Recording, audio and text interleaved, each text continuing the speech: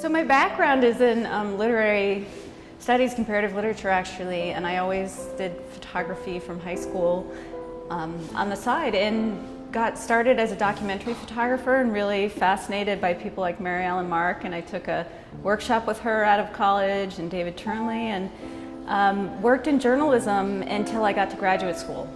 And then I got really interested in the expressive potential of the medium and how much photography can upset and surprise our expectations of it. I think I got more aware of how culturally and socially we expect certain things of photography, and I got more and more comfortable with the medium and interested in making it surprise me, setting up experiments so that there was a way in which I was learning about photography as the project unfolded. I think this image of the sun encapsulates a lot of the things that I'm interested in, because when I was photographing it with a telescope in broad daylight in the very hot sun in June, it was, I couldn't see anything in the back of the digital camera. I would shoot and look at the back, and I would think, oh my goodness, that's an amazing picture of the sun. And I would then take more and more pictures, and when I downloaded the images in my studio a few hours later, I realized that everything that I was so excited about and that I thought was the sun was actually just an image of light bouncing around inside the telescope. And what I thought was the bright sun was actually a reflection of the mirror at the bottom of the telescope. And there were in fact some images in the sun, but it was really, really difficult to tell which was a sun and which was just a reflection.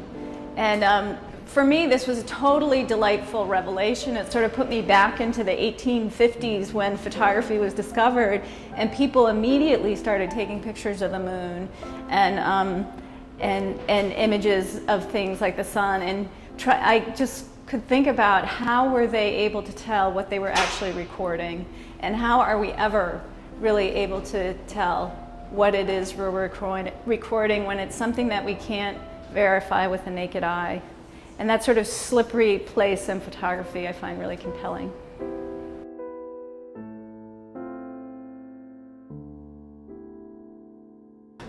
These are multiple exposures on a single sheet of film, and so what they record is the movement of the earth and the movement of the camera.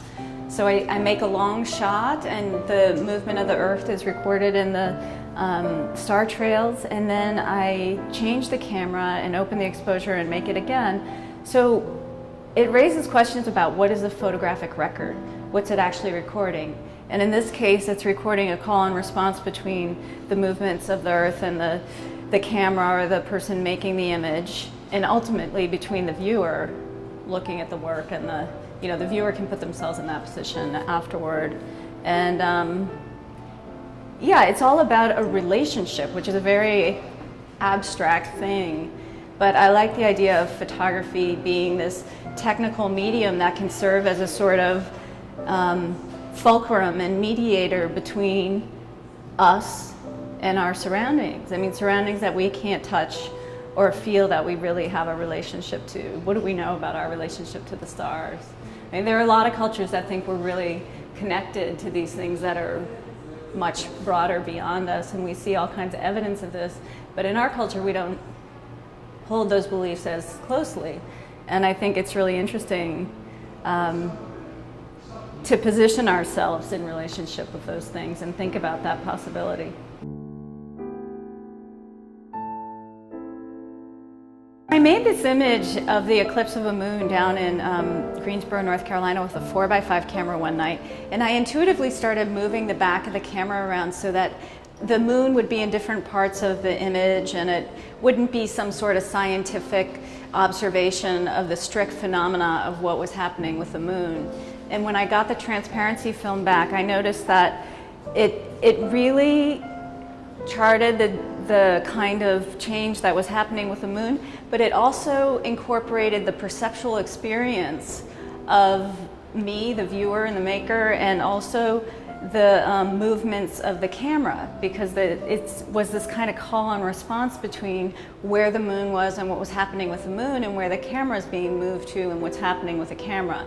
So it implied a relationship to me in a way that was really interesting, because it somehow hooks us up with our broader surroundings. So when I saw that image, I thought, well, why does this have to be just an eclipse of the moon? Why just one night? Because the moon waxes and wanes over the course of a month and looks different in the course of the month. It might be interesting to photograph for a full month and see the different moons on a single sheet of film.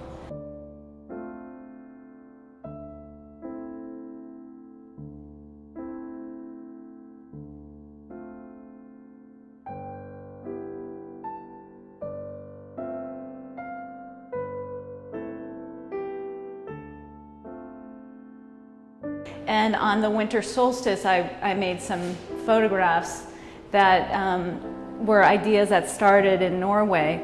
And this photograph right here is an image that's made in the same way as these solstice images that were gathering white light all night. These images were made with a pinhole camera laid on the ground in this snowy field in Vermont, and pointed up at the sky from sunset until sunrise, which in Vermont in December turns out to be about 5 o'clock in the evening to 7:20 in the morning. And it was snowing and raining on the night that I made this image. So there's all kinds of crusty places where the snow and where the moisture adhered to the film and made this kind of crusty circular pattern. And then, interestingly, the moon did come out during the course of the night and went across the image. So this is a record of the moon with all these interruptions when the clouds went over the moon.